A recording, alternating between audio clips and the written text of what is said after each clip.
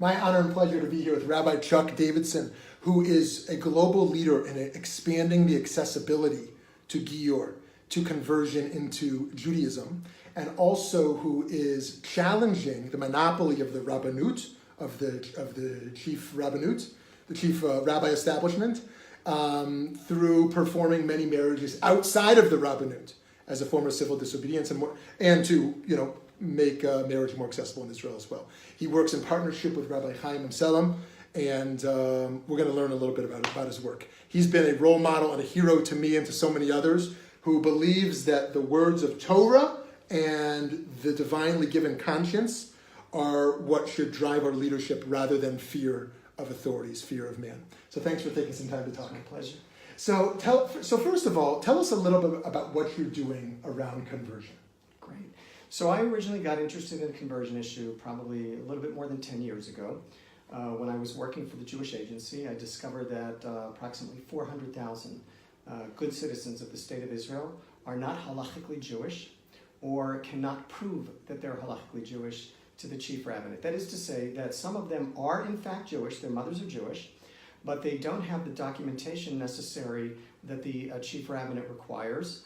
In my opinion, they are exaggerated requirements, not really required by halacha, but in order to prove to the chief rabbinate that they're Jewish, they're not capable of doing that because for 70 years of communist rule, there were no religious ceremonies in any religion. And so there are no ketubot, there are no marriage contracts, and it's difficult for them to prove that they're Jewish. The question is whether you need to prove that you're Jewish. That's a halachic issue of interest. But in my eyes, the chief rabbinate is, how shall we put it, finishing the work of Stalin regarding these people that really are Jewish but can't prove it to the Rabbanut, to the chief rabbinate. Some of them are not halachically Jewish. My concept of Jewish identity is complex. There are hundreds of thousands of people living in Israel who are not halachically Jewish, but in every other aspect are in fact Jewish. They grew up Jewish, they are culturally Jewish, they are sociologically Jewish, they are from a national perspective in terms of Am Yisrael, they're part of Am Yisrael, but their father is Jewish and their mother isn't, and therefore halachically they're not Jewish.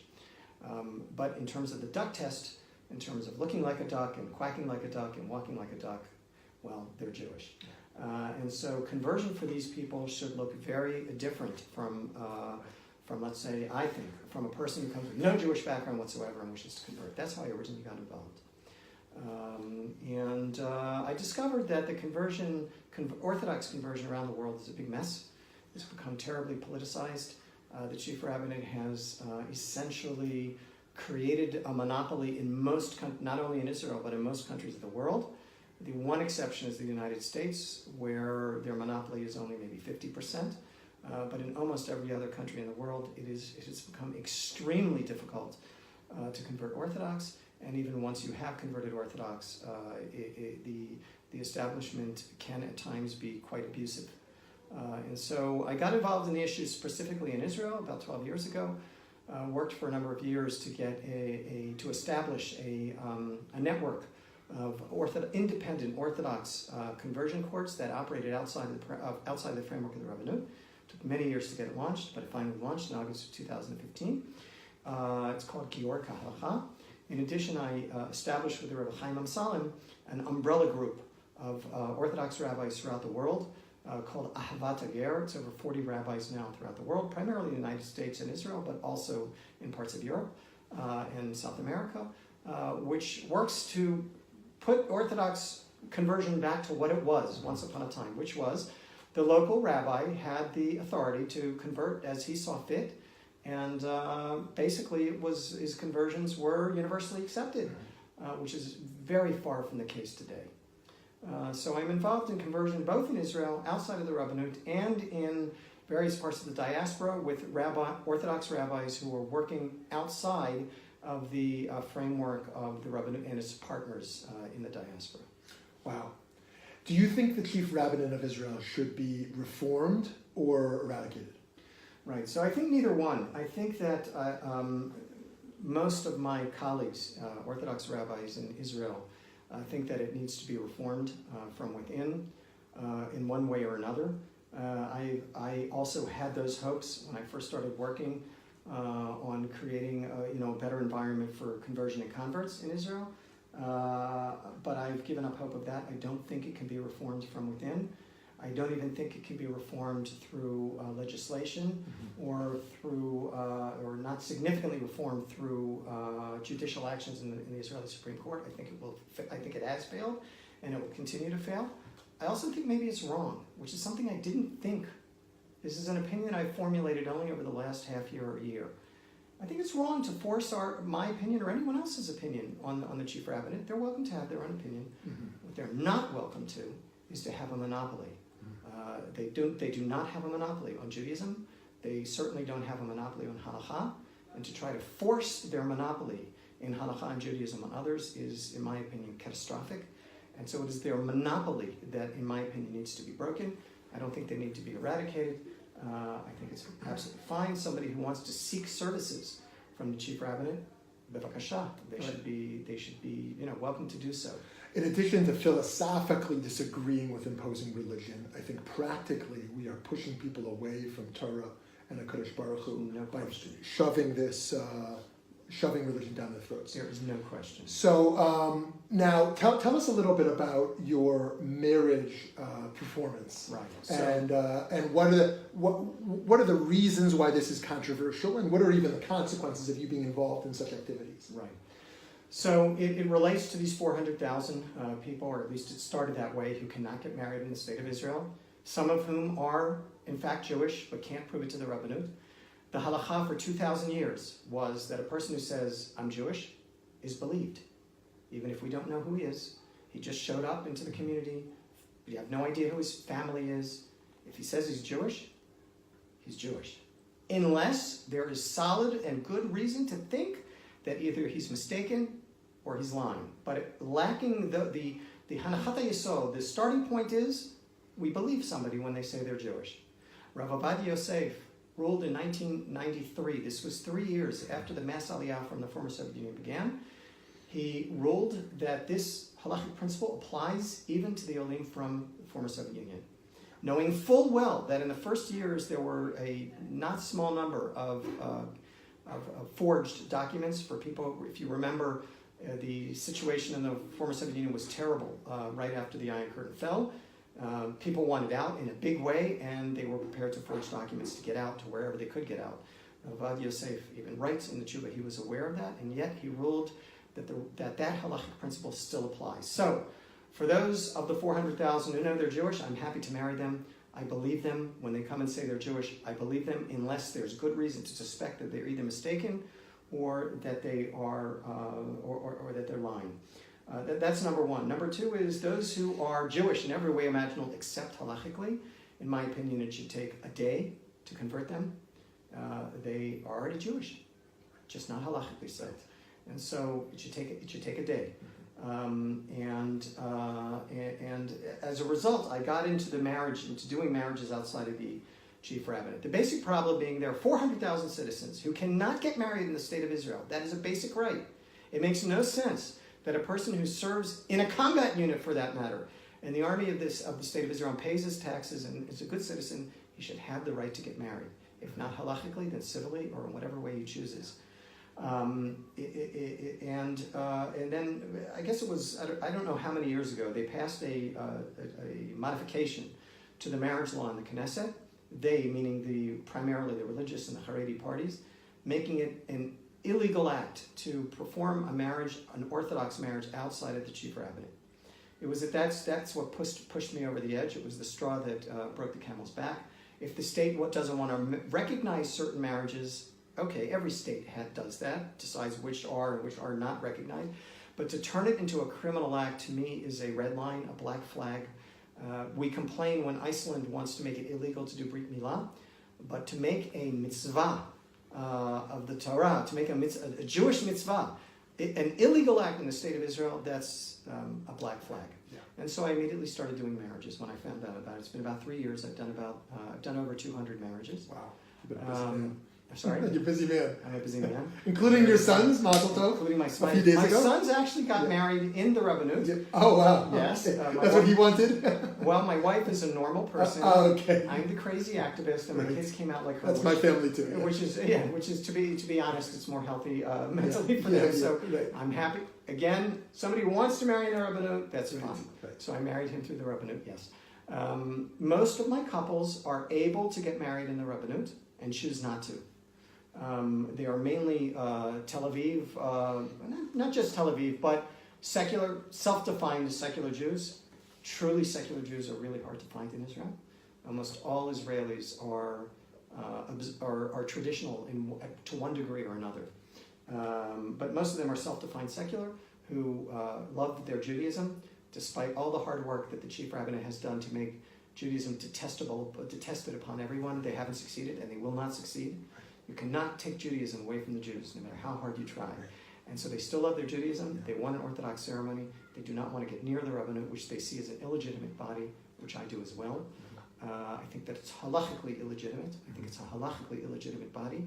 The Mishnah says, "Aseh lecha rav," make for yourself a rabbi. I don't recall it saying that any state has the right to decide who your rabbi is, and especially when that state is largely a secular state, not tremendously committed to halacha. In this respect, I am uber ultra-Orthodox. I'm a liberal modern Orthodox rabbi, but in the issues of religion and state, I have shared the same opinions as the uber ultra-Orthodox. The state does not need to get involved in those issues. So yeah, I do many weddings. My work is being institutionalized as we speak. There is a nonprofit who has taken up the model. It will launch very, very shortly. And we're dealing with all of the issues that need to be dealt with to make sure that we stay within the parameters of the law, which we work to do, and we believe we are in the parameters of the law now. I'm not so certain about my marriages over the last 2 years, but certainly those going forward will be within the parameters of the law, as well as dealing with certain sociological issues and halachic issues which need to be dealt with when these weddings are done outside of the Jewish. So I know you're flying around the world to support Gior as That's well. Correct. In addition to all your work in Eretz Yisrael. Correct. And what is Rav Chaim Amsalem, who's in partnership with you? What's his standing in Israel? I mean, can you tell us a little bit about him and, Sure. and his involvement? So Rav Chaim Amsalem is, in my opinion, the world's expert on Hilchot Gior, on the halachas of conversion. In the non-politicized circles, he's recognized as such. In the politicized circles, he is not well loved, to put it mildly. But everyone knows that he is the expert, and so his position on Gior certainly for Zeri Yisrael, people who are have a Jewish identity but who are not halachically Jewish, is that conversion should be different, significantly, I would say even dramatically different than for those who have no Jewish background whatsoever. He certainly is of the opinion that any Orthodox conversion, there is great latitude to the converting rabbi to do the conversion as he sees fit, and that such conversions by any legitimate Orthodox rabbi should be accepted, no questions asked. When I say legitimate, I mean other than the few that we are aware of that are running a conversion factory for money. Those are problematic, but they're very few and far between. Right. So where does this come from for you personally? Where did this passion? You always say that you're a one-issue person, and you're incredibly restrained. I wish I had the restraint you have to focus on one issue like this, and remarkably effective because of it. Where does your passion for this issue come from? Right. So it started from a motivation which no longer exists because my views have changed. But it started because I had and still have, at least in the diaspora, to be honest, an allergy to. I'm allergic to intermarriage and assimilation. I grew up conservative in a large conservative family. I grew up in a very large conservative community right across from a major conservative shul. I became Orthodox only later in life at about the age of 19, but I saw a lot of things fall apart. I saw assimilation in my own family, intermarriage and assimilation, the resulting assimilation in my own family, in my own extended family, and in my neighborhood.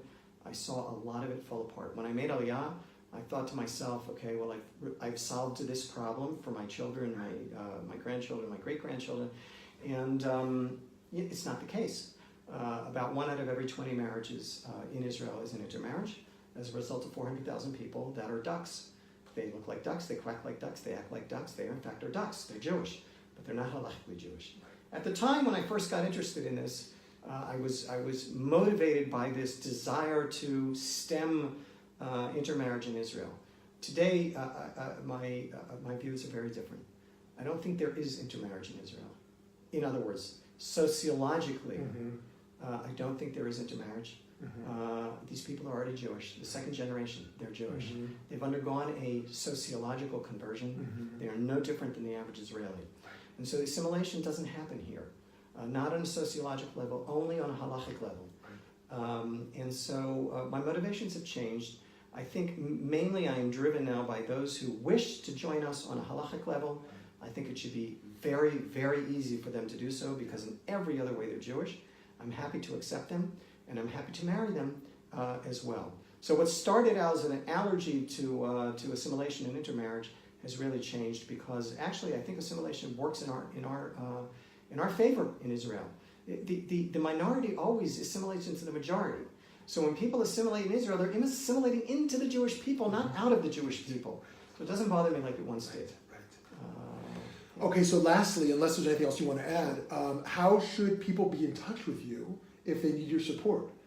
There's a lot of people around the world who, there's only one Rabbi Chuck Davidson, and I know your hours are limited, but how should folks be in touch with you, and what types of folks in particular should be reaching out to you? Anybody, I act both on a sort of global, or I see the bigger picture, and as an advocate for converts. So people who wish to convert Orthodox anywhere in the world, where I have partners, which is primarily the United States, a few places in Europe, Finland, I work in Finland. I work with local rabbis who share the same approach to conversion. I'm very happy to help them, either by sitting on the Beit Din myself with a local rabbi, or if I know of options where they live, I will help direct them. They can be in touch with me through my email, which is CPD, as in Charles Paul Davidson, Torah, Torah, no space, @gmail.com. Wonderful. Wonderful. Keep up the wonderful work. Thank you so much for your time.